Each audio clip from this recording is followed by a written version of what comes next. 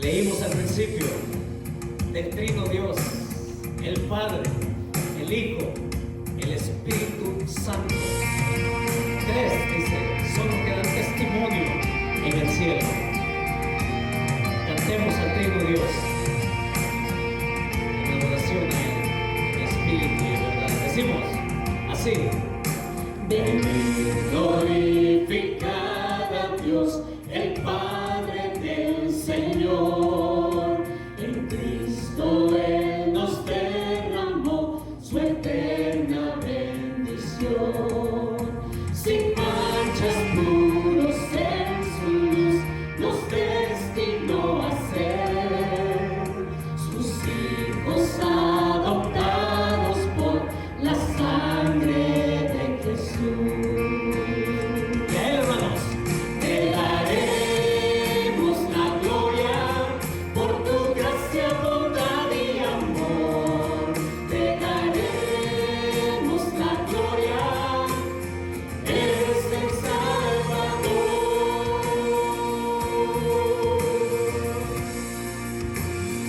Venimos ante Él.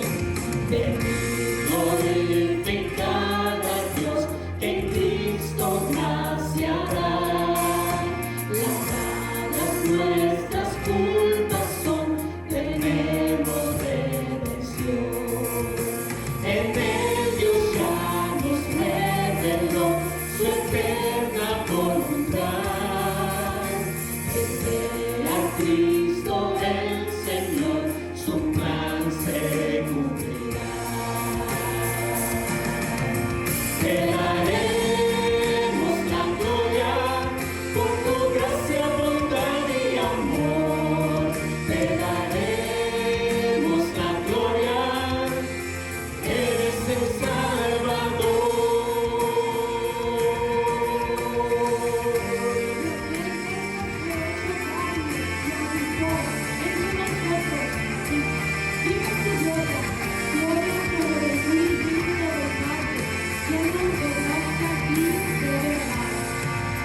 Lleno de gracia y de verdad.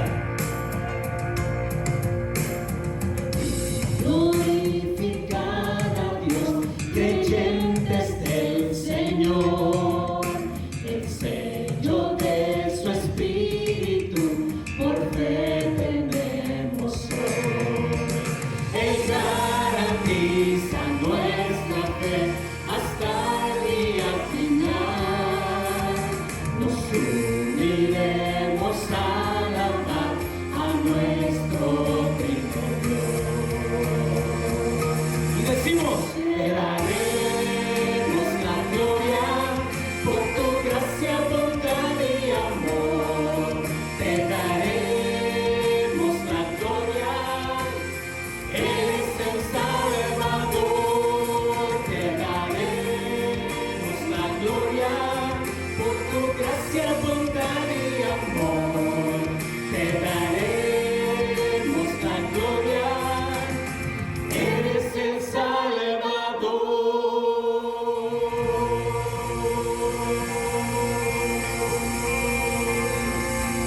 Y si queremos entonces, después de dar alabanza, adoración al Trino Dios, también queremos aprender de ese Trino Dios en su palabra. Y para tomar su palabra, también queremos hacerlo introduciéndonos con esta oración con que venimos delante de Él. Y decimos juntos: Señor, en este momento dispongo mi corazón y mi voluntad para ser oidor y cumplidor de tu palabra en obediencia. Guíame con tu Espíritu Santo para ser transformado a la imagen de tu Hijo. Amén. ¿Se acuerdan del barco aquel que hablamos la semana pasada? De aquel barco que quedó varado allá en el canal de Suez y que llevó a emergencia a las autoridades administrativas del canal de Suez a tratar de desbloquearlo para reflotarlo y que pudiera seguir su destino. ¿Lo recuerdan? Sí. ¿Y saben qué pasó después?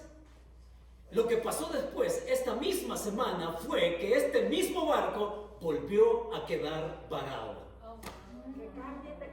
Y entonces, las razones ahora fueron otras.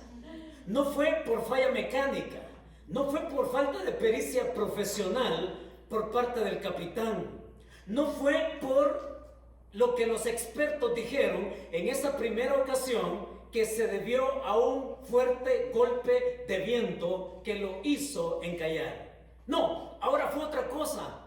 Lo que llevó otra vez a este barco a quedar varado fue que las autoridades administrativas del canal de Suez, las autoridades egipcias, determinaron que este barco debía continuar varado porque tenían que pagar la módica cantidad de $1,000 millones por todo lo ocasionado en el canal de Suez. Así que ahí están los abogados de la compañía japonesa dueña del Ever Given, tratando con los abogados en las autoridades allá del canal de Suez, allá en Egipto. Y la razón principal, oigan esto, de la sanción de $1,000 millones era, óigalo, por la pérdida de reputación de nuestro canal. La pérdida de reputación de nuestro canal, ¿sí? Y por todos los inconvenientes y la compensación que llevó el uso de maquinaria y de gente y de más y de cada día para liberarlo. Así es que en este momento en que nosotros estamos aquí, las negociaciones entre los abogados de la compañía dueña del Ever Given y las autoridades de Egipto todavía continúan el día de hoy. Sí, por la pérdida de reputación. ¿Qué tan importante es la reputación como para que esto tenga un alto costo? ¿A quién de nosotros no nos importa nuestra reputación? Nos gusta que nos digan que somos buenos profesionales, ¿no es cierto? Nos gusta que nos digan que somos buenos trabajadores. Nos gusta que nos digan que somos buenos papás, que somos buenas mamás, que somos buenos hijos, hijas, buenos esposos, en fin. Es que todos los días a nosotros nos importa tanto nuestra reputación que trabajamos y esforzamos para que ésta sea así constantemente. Ahora, imagínense ustedes, si a nosotros nos importa nuestra reputación, como le importa a una compañía un barco, imagínense ustedes cuánto le importa a Dios su propia reputación. Y el asunto es que en la Biblia encontramos que Dios, óigalo, se jugó de una sola vez y por todas su reputación con el pasaje que vamos a ver el día de hoy. Ahora que estamos nosotros en esta miniserie de lo que significa ser iglesia. Y como iglesia creemos el Evangelio de Jesucristo. Y el escritor que vamos a tener el día de hoy como invitado, el discípulo más joven de todos, el primero allí, el más joven y el último en morir, Juan, en el capítulo 1 nos va a decir que también este evangelio que como iglesia nosotros confesamos, el evangelio de Jesucristo, es un evangelio de gracia. Y en ese evangelio de gracia Él nos va a descubrir que tanto a Dios le importa su reputación, que se la jugó de una sola vez y por todas. ¿Cómo? Vamos allá al capítulo 1 de Juan, por favor. El evangelio de Jesucristo según San Juan, capítulo 1 y el verso 16. Y como solamente es un verso, con qué gusto podemos leerlo, ¿no? Hasta podríamos leerlo unas 10 veces para agarrarle el sabor, la intensidad, el propósito, lo que Juan tiene allí en mente y en su corazón. Juan capítulo 1 y el verso 16. ¿Lo tiene a la vista? Léalo conmigo, por favor, porque óigase usted mismo leyendo este versículo y que como familia espiritual nos introduzca entonces a lo que hay de fondo en este pasaje. Juan 1:16, y juntos dice así, dice, porque de su plenitud tomamos todos y gracia sobre gracia. Lo repetimos, porque de su plenitud tomamos todos y gracia sobre gracia. ¿Qué cosa la que nos va a comentar acá Juan? Este discípulo de Jesucristo nos va a explicar qué es la gracia. Y la va a explicar de la única manera en que la gracia es entendida por completo. Y para describir esa gracia es interesante que el contexto del pasaje, este versículo 16, es la continuación de algo que él ha estado diciendo desde el mismo principio del capítulo 1. Y ha hablado de que el verbo eterno, el verbo que es Jesucristo, se encarnó. Que ese verbo vino a ser hecho hombre y que vino a nacer. Y que ese verbo, identificando al Hijo de Dios, Jesucristo, vino a estar con nosotros. Es Jesucristo que viene a ser la representación máxima, concreta, última, para que nosotros entendamos qué es la gracia. Hay un principio acá que nosotros queremos destacar en primer lugar. El primer principio de los dos que veremos esta mañana en la primera parte del versículo 16 dice, porque de su plenitud tomamos todos. Y el principio acá es que Juan nos está diciendo, la gracia se pone al alcance de quien la quiera. Amén. Sí, sencillo, ¿verdad? Claro, la gracia se pone al alcance de quien la quiera. Ahora, por supuesto que sí. Hemos de decir que la encarnación es un tema teológico, es un tema filosófico, es un tema que se debate académicamente. Pero mis hermanos, sigámosle la pista a Juan para que lo entendamos de la manera sencilla con que él quiere que nosotros el día de hoy, hombre, nos sorprendamos de esa gracia, porque Juan nos está invitando a que descubramos esa gracia. ¡Qué interesante! Que la manera en que, como Juan lo pone, es que nos invita a que nosotros descubramos cómo es esa gracia. Y esta gracia aquí se pone en carne y hueso. Esta gracia se llama encarnación. Esta gracia que tiene que ver con una persona, y es Dios quien da el paso. Es Dios quien toma la iniciativa. Es Dios que viene a disponerse para ser descubierto. Por eso es que el título que yo le puse al mensaje el día de hoy es Redescubriendo. El descubrimiento desde la fragilidad nuestra. Porque cuando hablamos de la encarnación, hablamos del milagro que en realidad como seres humanos, criaturas de Dios, nos sintoniza con Dios mismo. Y cuando aquí Juan habla de lo que es la encarnación, miren, el concepto teológico es este. La encarnación significa que la segunda persona de la deidad, cuyo ser había estado eternamente unido con Dios, sin dejar de ser Dios, se hizo hombre en un punto en el tiempo. Y a partir de ahí, como lo dice Pablo en una de sus epístolas, cuando llegó el cumplimiento del tiempo, Dios nos envió a su Hijo Jesucristo.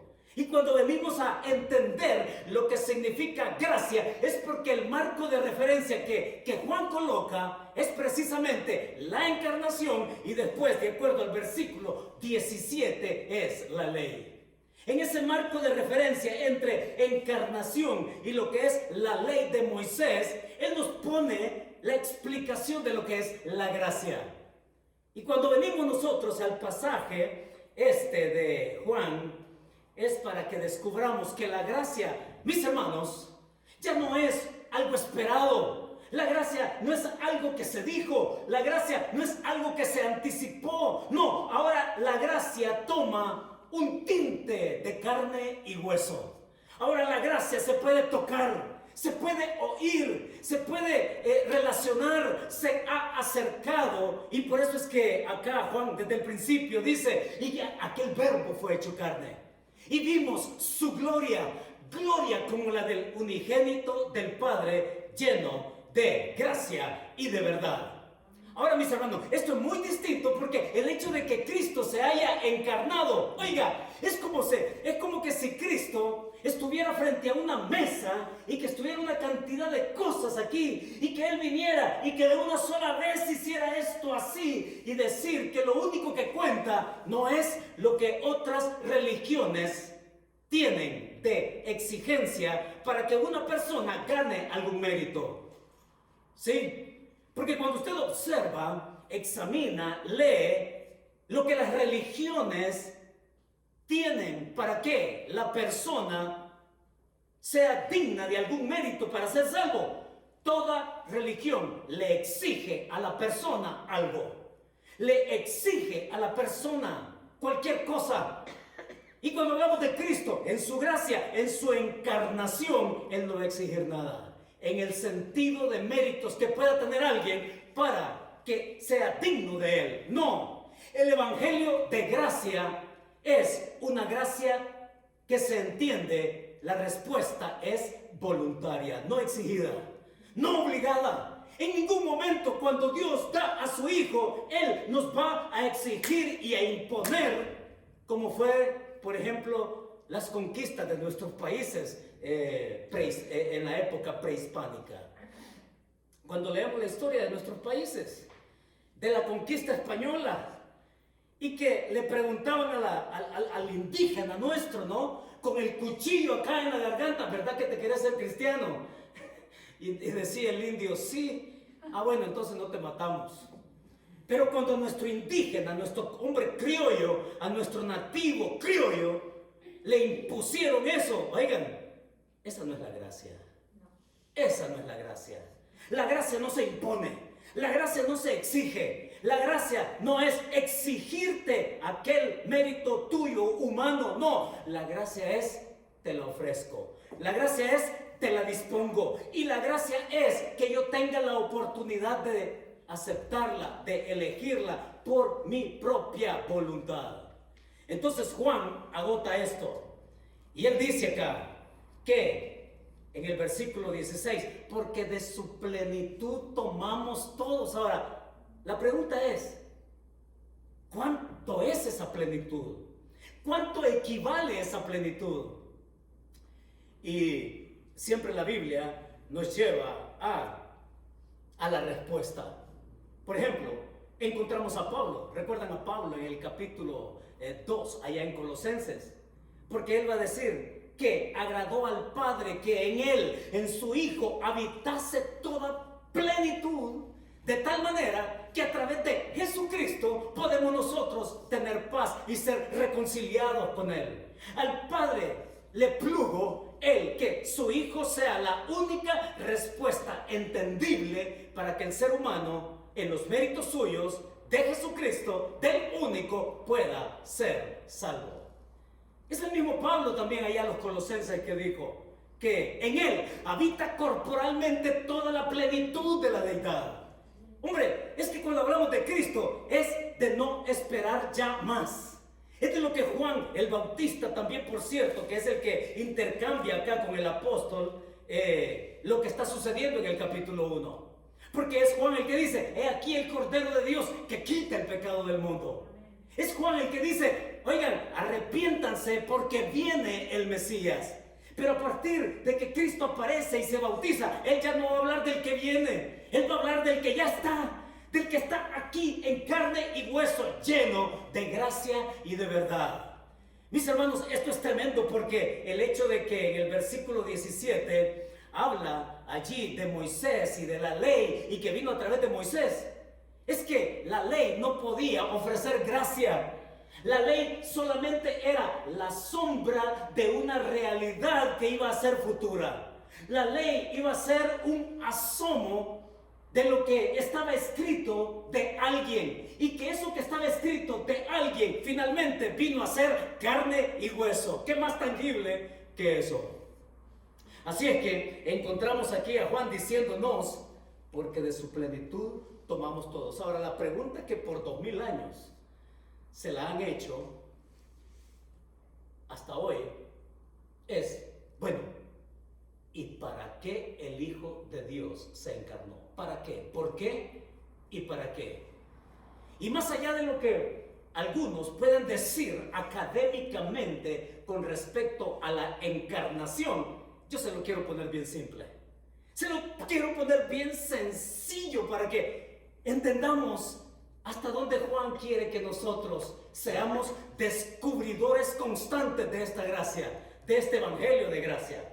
Lo primero es que con la encarnación es Dios que se pone al nivel del ser humano. La encarnación es eso. Por eso es que este vino del cielo y estuvo con nosotros y está con nosotros, dice Juan. Es Dios que se pone al nivel de la condición del hombre. ¿Y cuál es la condición del hombre?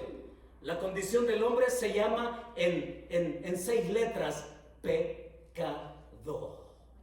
Es Dios quien viene a la condición caída, caótica del ser humano. Por eso, la razón de la encarnación. Otra razón que nosotros podríamos mencionar, que por qué la encarnación de Cristo es, mis hermanos, es porque también Dios se pone al nivel de las circunstancias que nosotros vivimos.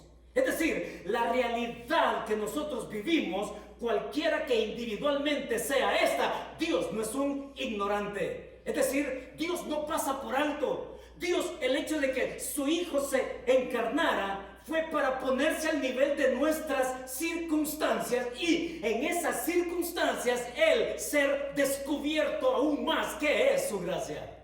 Vamos en la línea. Algo más, que por qué el Hijo de Dios se encarnó. Mis hermanos, se encargó también precisamente para mostrar Dios su reputación. Para mostrar Dios su reputación al punto que en nuestro vocabulario no puede caber el hecho, como solemos decir, en nuestras relaciones sociales, es que esa persona no estuvo a la altura de las circunstancias. Solemos decir eso.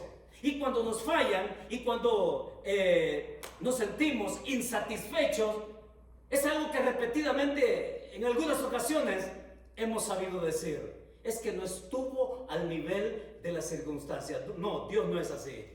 Dios se juega su reputación y por eso es que el pasaje es rico, tal cual lo vamos a ver. Y entonces esa gracia está disponible para salvar. Por eso la encarnación, para identificarse con la condición humana, también para identificarse con las circunstancias que para Dios no son ajenas. Ya vamos a ver detalles.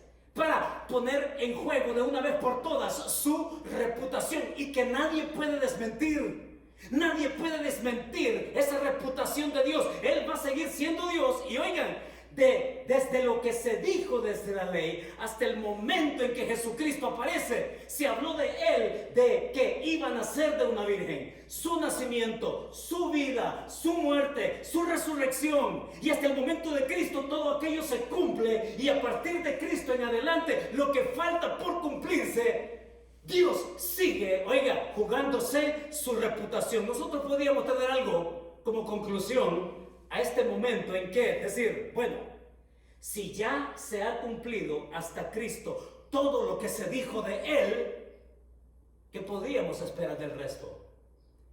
¿Qué podíamos esperar del resto? ¿Será que le podíamos decir a Dios, ¿sabes qué, Dios? Tú no estás a la altura de mis circunstancias por las cosas que nos suceden. Ahora, hay algo bonito en esto de hablar de la gracia, porque se entiende más con ese paso previo de la ley. La ley iba a apuntar hacia una persona, Jesucristo, el Hijo de Dios. Y cuando apunta al Hijo de Dios, entonces nosotros venimos a lo que la gente suele decir y hacer. Porque en el capítulo 6, verso 46, oiga lo que dice acá. ¿Cómo es que la gracia? Juan va a empezar a describir la gracia y que esa gracia tiene que ser también descubierta. Y en el versículo 46 Dice así Juan, tomando las palabras dichas del Señor Jesucristo y las registra acá. Y dice el Señor: no que alguno haya visto al Padre, sino aquel que vino de Dios, este ha visto al Padre. Fíjense, por siempre el judío supo que era imposible ver a Dios, ni siquiera mencionar su nombre. El nombre Yahweh estaba prohibido para ellos. De hecho, en vez de usar el nombre Yahweh, el judío usaba el nombre Adonai, porque era el nombre impronunciable. Ni siquiera su nombre se podía decir. Ahora, imagínense ustedes tener la oportunidad de ver a Dios. Nadie. Ahora, ¿por qué venimos con Juan acá?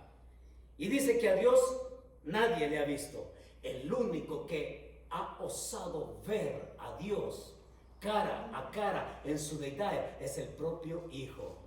Y el Hijo que lo ha visto y que ha convivido la eternidad con Él es el que lo viene a mostrar a la tierra, al ser humano, a aquel que Dios busca también que lo identifique y que también lo descubra.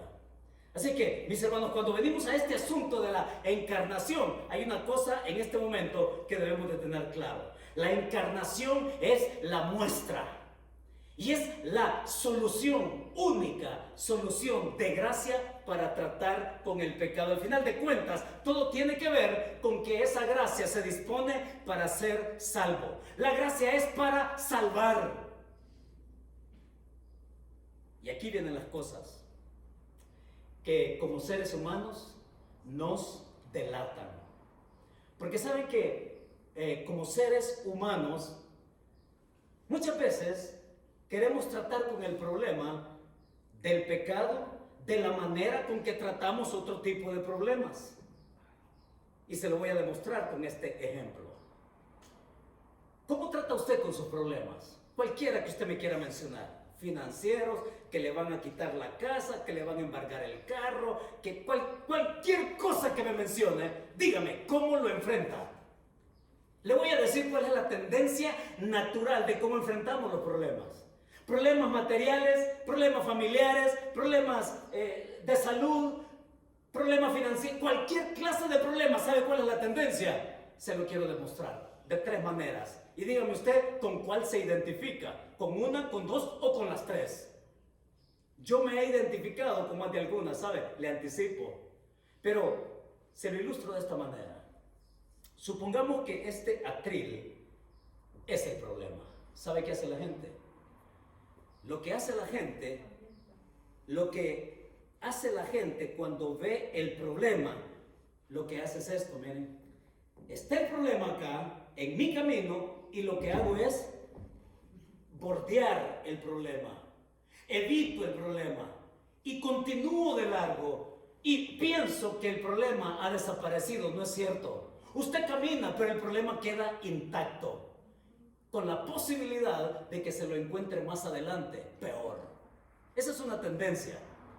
Evadir, bordear el problema. Hay otra manera, una segunda, ¿sabe cuál es? Este es el problema y entonces la persona lo que hace es, en vez de tratar el problema real, el problema nuclear, lo que hace la persona es fabricar problemas fantasmas. ¿Qué significa eso? Crear un problema fantasma significa tratar un pequeño asunto relacionado con el problema, pero no el problema en sí. Y cuando tratamos asuntos periféricos del problema, nos sentimos satisfechos y continuamos adelante. Pero de igual manera, como la anterior, el problema sigue intacto. El verdadero problema ahí está, con la posibilidad también de que me lo encuentre más adelante en peores condiciones. Esa es la segunda. ¿Sabe cuál es la tercera? La tercera es que aquí está el problema, ¿ya? Y viene la persona y cuando ve el problema, lo ve tan grande que mejor le huye, ¿ya? Yo no sé cuál es la peor. Usted saque cuál es su propia conclusión de cómo es que hemos enfrentado problemas en nuestra vida, cualquiera que ésta sea. Pero lo cierto es que muchas personas tratan de resolver también así el problema del pecado. El problema del pecado, muchos tratan de bordearlo, de evitarlo. No, es que no quiero hablar de eso. Y bordean en su vida, y van bordeando en su vida, y continúan adelante, pero van cuesta arriba con una carga que ni saben aguantar. O también este pecado, esta vida sin Cristo se vuelve así, como fabricando. Miren, Jesucristo no se encarnó para venir a dar clases de moral. No, no se trata de moralidad, no se trata de lo que las ciencias humanas, dijimos el domingo anterior, pueden resolver solamente en parte. No, Jesucristo quiere tratar con el ser entero del hombre. Pero muchos quieren tratar así con ese gran problema. Yo no sé cuál es la forma con la que cada uno podrá identificarse. Ahora, ¿sabe qué? Hay una cuarta manera. Y la cuarta manera es la manera bíblica de resolver un problema. ¿Sabe cuál es la manera bíblica de resolver un problema? Bueno, pues miren, este es el problema y la respuesta bíblica es que este problema se trata de frente. Sí, se trata de frente, se confronta el problema. Y es así en la práctica. Por eso es que cuando habla de enemistad en la Biblia, no te anda diciendo, mira, mandale mensaje de texto, mira, mandale a decir, no, te dice, ve, búscalo y pídele perdón, reconcíliate con él. Así de directo es la gracia en cuanto a tener un cambio de actitud. Pero lo mismo pasa con el pecado. Resulta que, mis hermanos, Dios no va a esperar que en su gracia alguien bordee el problema del pecado, alguien fabrique un problema fantasma o que alguien vea su problema tan grande que mejor le huya. No, Dios con su gracia quiere confrontar con nuestra realidad espiritual. Y esa realidad espiritual pasa por la conversión. Es que es la manera voluntaria y que jamás Dios va a forzar a alguien y torcerle el brazo y entonces llevarlo obligadamente a que me aceptas o me aceptas. No, es el Dios de gracia. Es el Dios que te dice y nos dice, te lo doy todo. Me estoy jugando mi reputación con esto que te digo. Te he dado a mi hijo para que creas en él. En ningún momento yo te voy a obligar a que creas en él, porque la gracia, mis hermanos, es voluntaria. Qué lindo, ¿no? Oigan, es tan voluntaria que hasta en este evangelio de gracia se puede hasta rechazar si quiere. Fíjense hasta dónde es el asunto. Es tan de gracia que yo determino si lo quiero o lo rechazo. Entonces, Dios así nos espera. Y Él quiere que nosotros vengamos a tratar con el pecado. Y tratar con el pecado pasa por arrepentirme. Y el arrepentimiento me lleva a recibir su gracia. Y el arrepentimiento me lleva a salvación y vida eterna. Amén por eso. Amén. Ahora, yo les tengo una aplicación entonces. Con esto de cómo tratamos con los problemas diarios, nuestras circunstancias y demás. Y que tendemos a hacer así y que pensamos que podemos hacer lo mismo con el pecado. La aplicación es esta: Dios te ofrece la posibilidad de tratar con tu pecado directamente, aceptando su gracia. Mis hermanos, ¿saben qué? Es que Cristo no se hizo hombre para traer paliativos a nuestra vida. Es que Cristo no se hizo hombre para aliviar nuestro problema. Es que Cristo no se hizo hombre para ofrecer remedios momentáneos.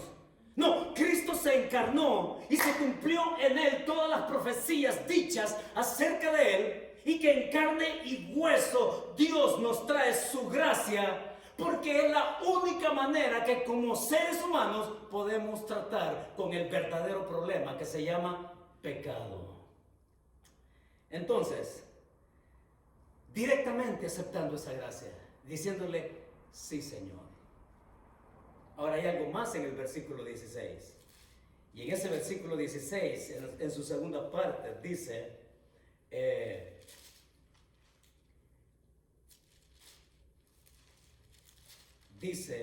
y gracia sobre gracia. Miren, les digo algo. Muchos han escrito cantidad de libros sobre esta expresión, gracia sobre gracia. Y es una expresión que yo he adoptado también, como la despedida que pongo cuando escribo mis correos electrónicos. Gracia sobre gracia. Que Dios te bendiga. Gracia sobre gracia. Siempre estoy escribiendo eso, todos los días casi, cuando escribo un correo electrónico. Gracia sobre gracia. Usted ni se puede imaginar los cientos de miles de libros que se han escrito sobre esta frase. La pregunta es, ¿y qué significa? O sea, ¿qué significa en el corazón de Juan que él diga aquí, gracia sobre gracia? Y algunos lo ponen como sustituir algo, una cosa por otra. Se sustituye esto por esto otro. Y entonces, por eso es que ahí en el versículo 17 se habla de la ley. Y entonces, algunos hablan que es sustituir la ley por esto otro que se llama gracia. Creo que hay más que eso.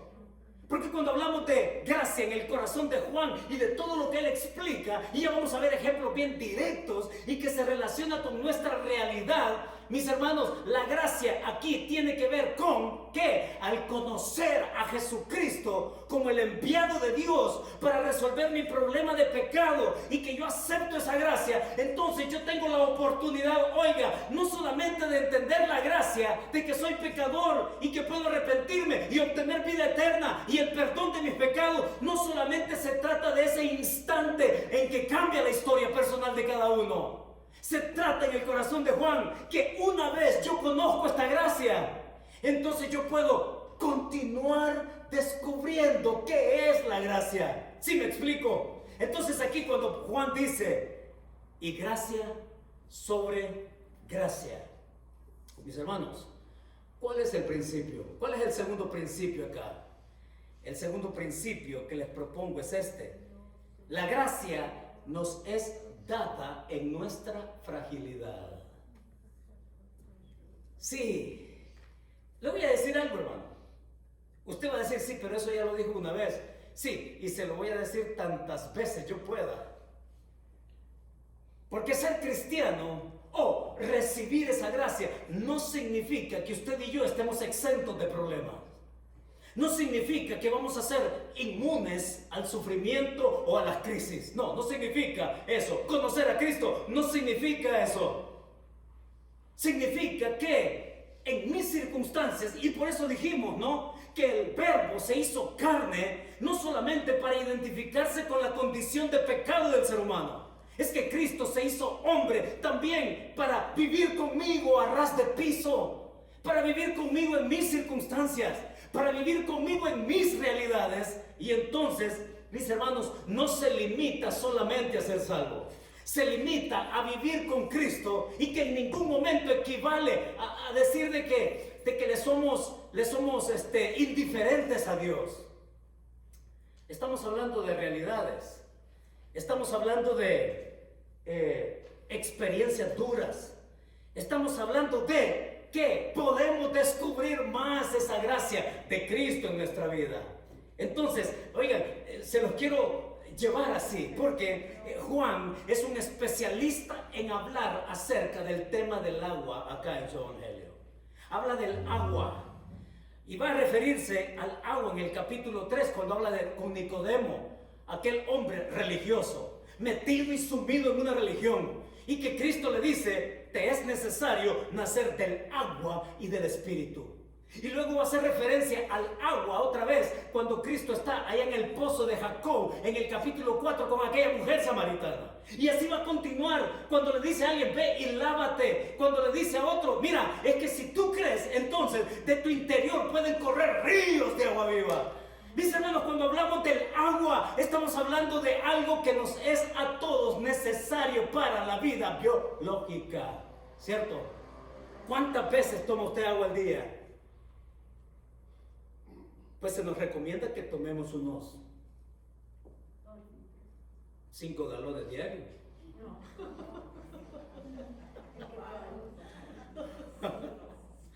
Algunos en vez de agua van directo a la tienda a comprarse un 6-pack de Coca-Cola regulares, ¿no?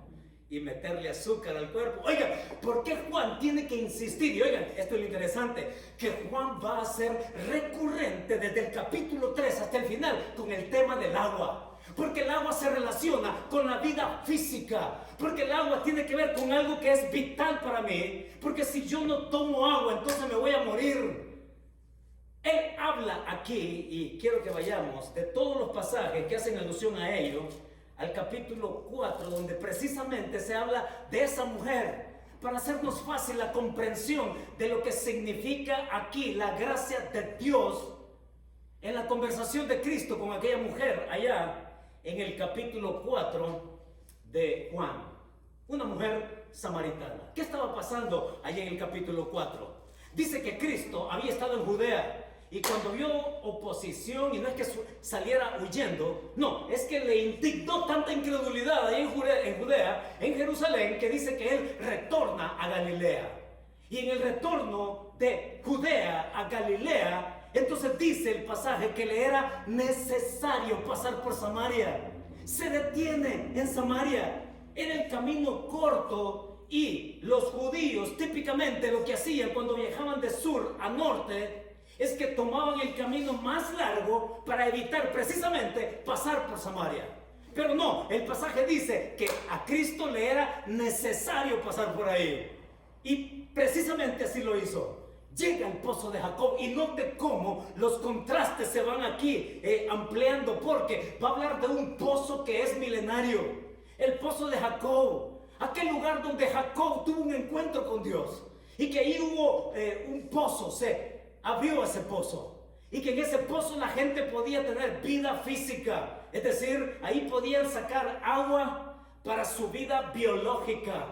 Y esa necesidad material, física, y que se da en esta conversación, Cristo la aplica a su persona, y el pozo de agua viva va a ser Él. Es Jesús cuya fuente va a ser así, que no se acaba. Es Jesús que comienza una conversación con esta mujer, y entonces Él da el primer paso. Él tira el primer disparo, y mis hermanos, le dice a esta mujer: dame de beber.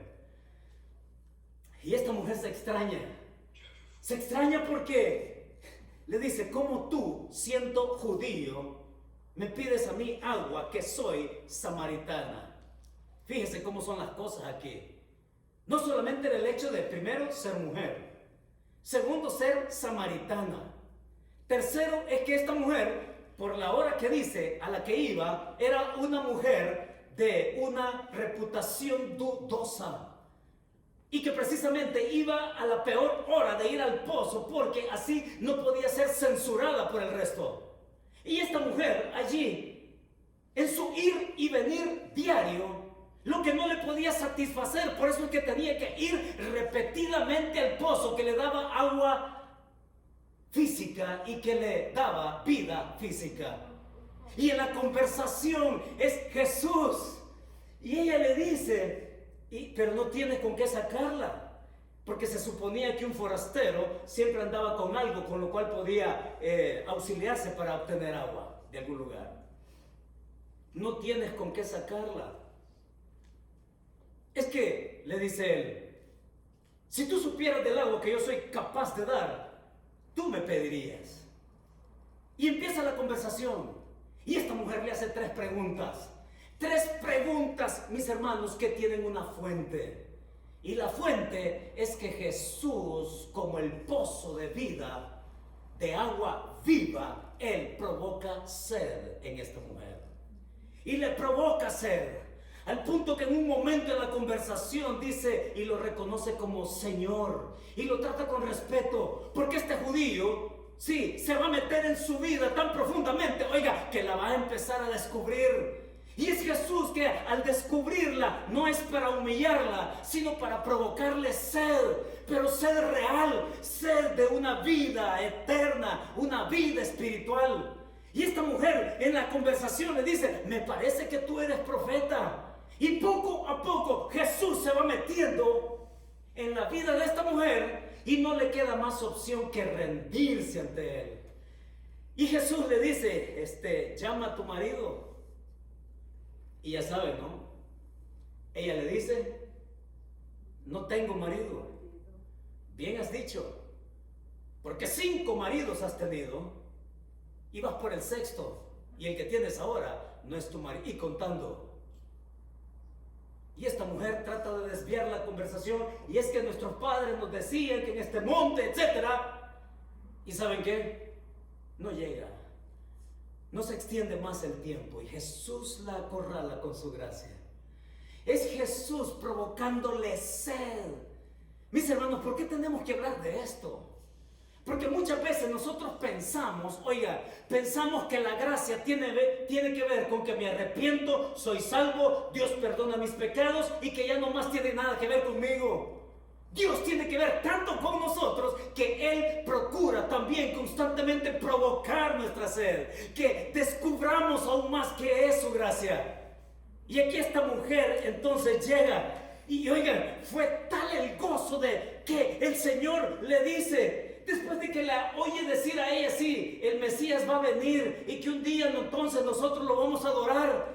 Y es Jesús que se descubre y para provocarle aún más sed le dice, yo soy el que habla contigo. Miren, es de las cosas raras que aparecen en la Biblia, que Jesús se le declare como Mesías personalmente a alguien, especialmente a una mujer. Peor si es samaritana. Y oigan, esta mujer fue tal el gozo que se le olvida el cántaro. Y fue tanta su alegría y su gozo que se va corriendo allá a la aldea. Y dice que le comenta a los hombres de este forastero que está ahí en el pozo. Y estos se sorprenden porque les dice ella, me ha dicho todo lo que he hecho.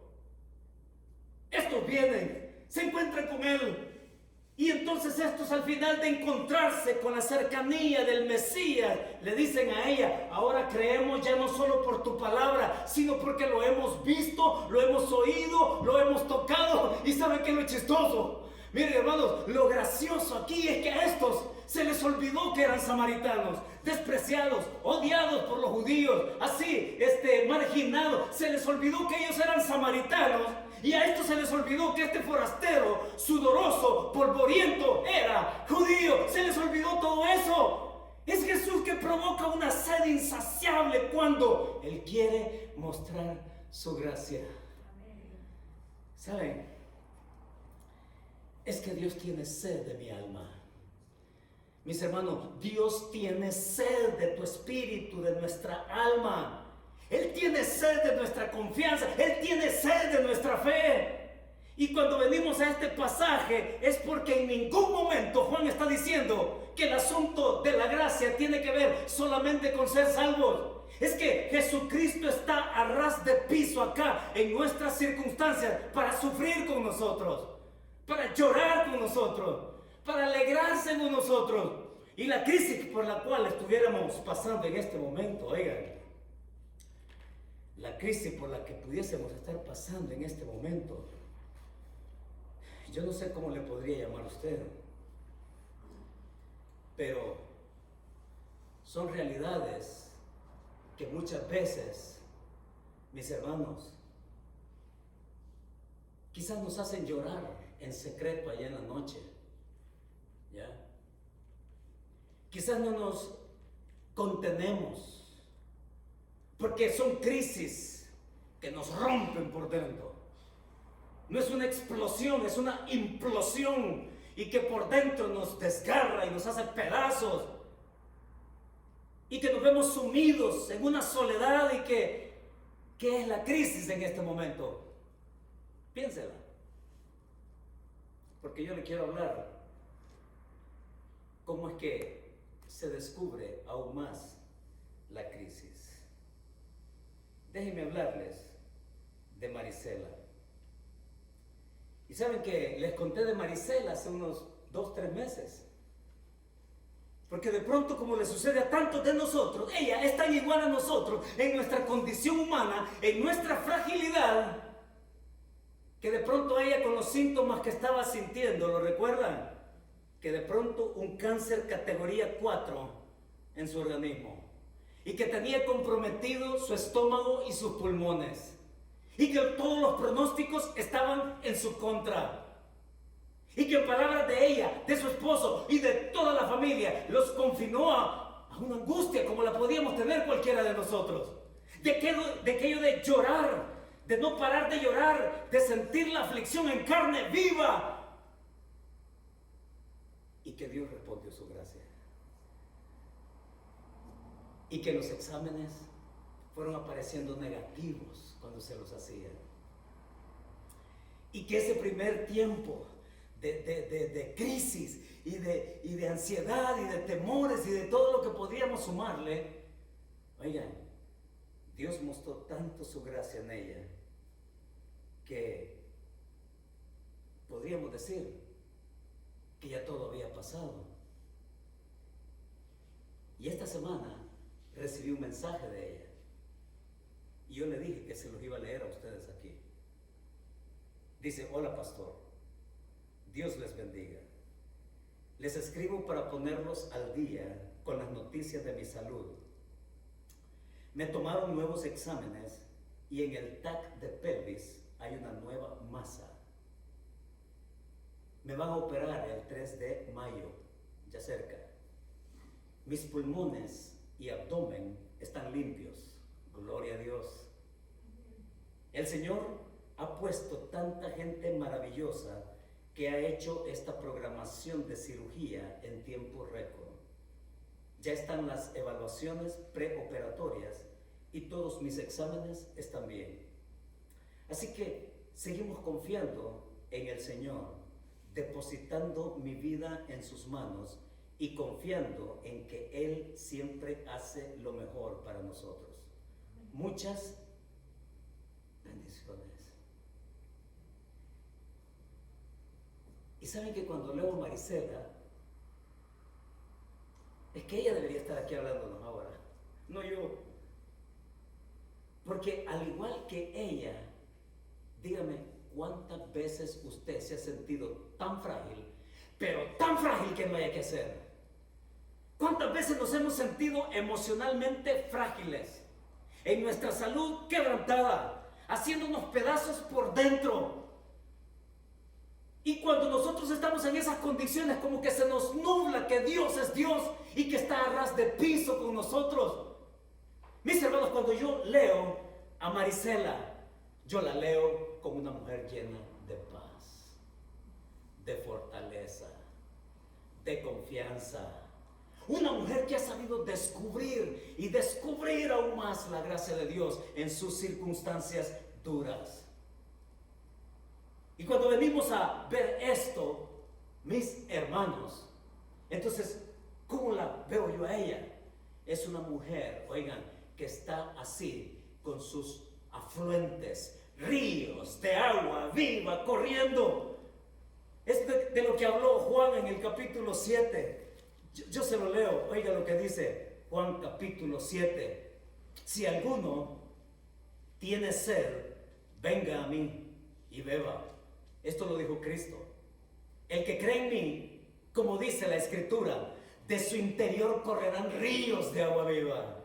Y note qué más dice ahí en ese pasaje, porque precisamente de eso se trata, de que Cristo está con nosotros, mis hermanos. Porque Juan dice allá, esto dijo del Espíritu que habían de recibir los que creyesen en Él. Es el Espíritu Santo que hace que ese afluente y que esa fuente de agua viva corra constantemente para que nosotros sepamos descubrirla en nuestra peor crisis. Así que, Fresia, ánimo con tu salud, descubre la gracia de Dios en tu vida por lo que estás pasando. Y yo no sé lo que usted tenga, Gregorio, con tus riñones, sepas tú reconocer y descubrir el Dios de gracia que en tu condición también Él quiere mostrarte. Y así con cada uno, yo no sé cuál es lo que le causa a usted dolor, pena, llanto, un familiar, qué sé yo lo que pueda estar pasando. Mis hermanos, es que Cristo está con nosotros en nuestra fragilidad. Y en esa fragilidad, entonces Él quiere que los ríos de agua viva fluyan.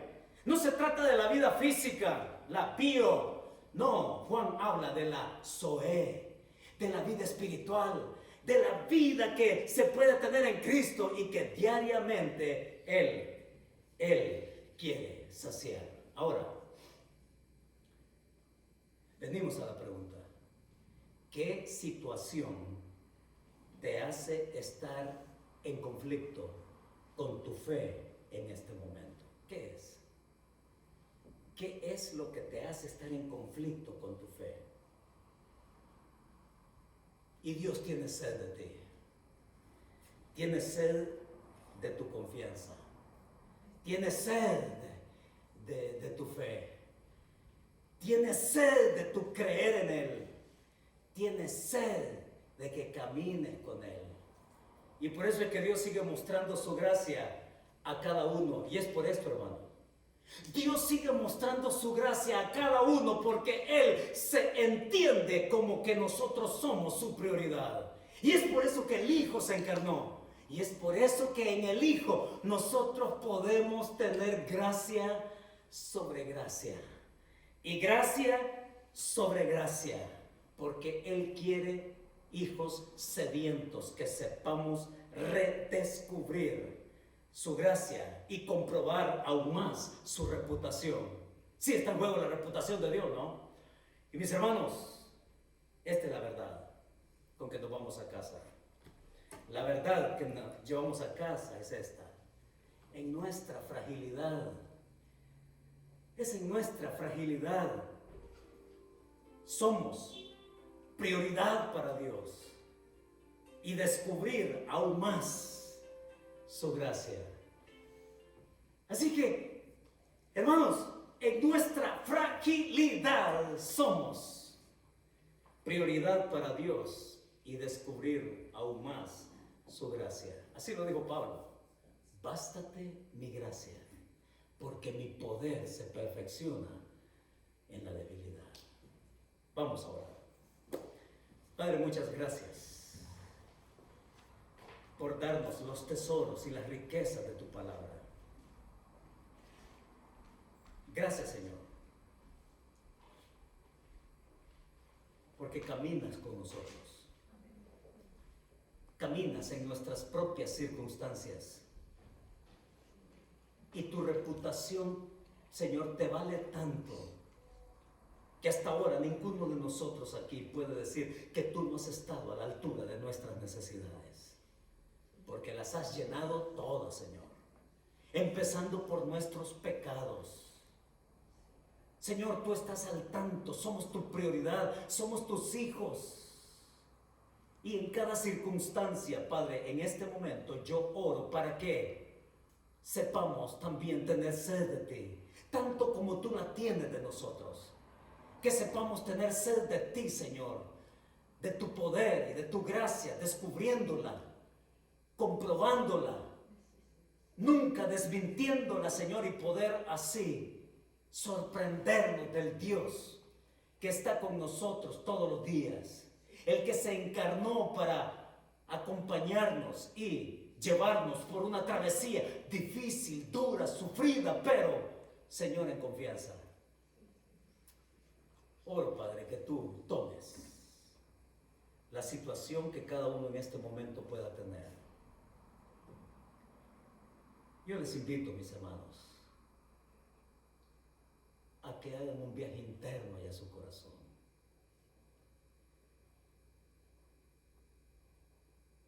Y que tú le digas al Señor: Señor, déjame descubrir aún más tu gracia en este momento. Déjame descubrir más tu gracia en esta situación.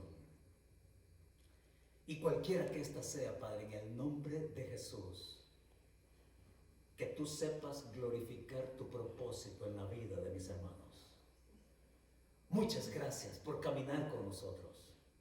Muchas gracias por provocarnos nuestra sed, Señor, para buscarte, para estar más cerca contigo y para comprobar el Dios cuya reputación hace ser de nosotros su prioridad. Bendito sea tu nombre, Señor. Síguenos sosteniendo con tu gracia, cuidando con tu gracia, llenándonos con tu gracia. Gracias, Señor, en el precioso nombre de tu Hijo Jesucristo. Amén. Amén. Y amén. Mis hermanos, que Dios nos bendiga.